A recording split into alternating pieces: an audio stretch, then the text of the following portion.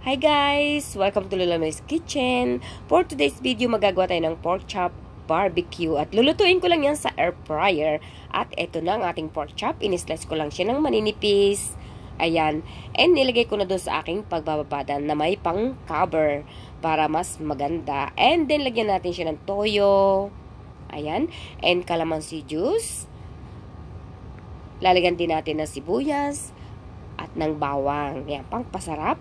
At tomato ketchup, siyempre. Maggi sabor, Maggi seasoning. Ayan. And then, lalagyan ko siya ng 3 tablespoon ng sugar. Ayan. So, titimplahan din natin. And then, kung mas matamis ang gusto, dagdagan ng asukal. Ayan. And then, ating imamassage. Ayan. Hahalumuloy natin na siguraduhin na talagang na-coat ng ating marinate ang ating pork chop. Ayan. So, I just make sure na malinis ang ating kamay, hinugasang mabuti.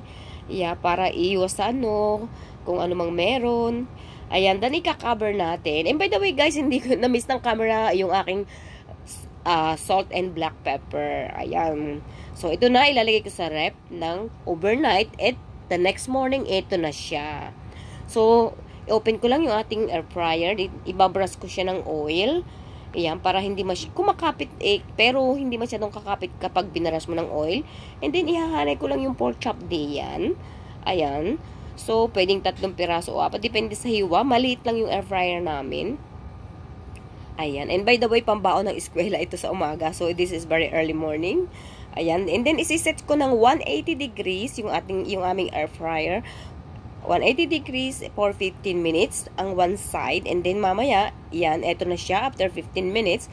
And then, ipi-flip natin or ibabaligtad natin yung kabila naman ng ating lulutuin ng another 15 minutes. Ayan. So, ito na siya. Pero kung gusto mo na yung barbecue na talagang medyo may pagkasunog talaga, gawin mo mga 15 to 16 minutes. Pero tama na to sa akin kasi pambaon ng mga bata to sa eskwela. Ayan, okay na. I-slice ko lang siya. And then, gagawa ko ng vinegar na dipping sauce. Yun lang ang gusto nila, simple. Yung pinagbabada niya, hindi ko ginagamit. Ayan. So, eto na siya. Very tender siya, guys. So, i-slice lang tayo. And then, eto na yung aking ginawa na sausawan. May kaunting chili, diced onions, and minced garlic. Ayan. And nilagyan ko din ng kaunting asukal para naman mapantay yung lasa.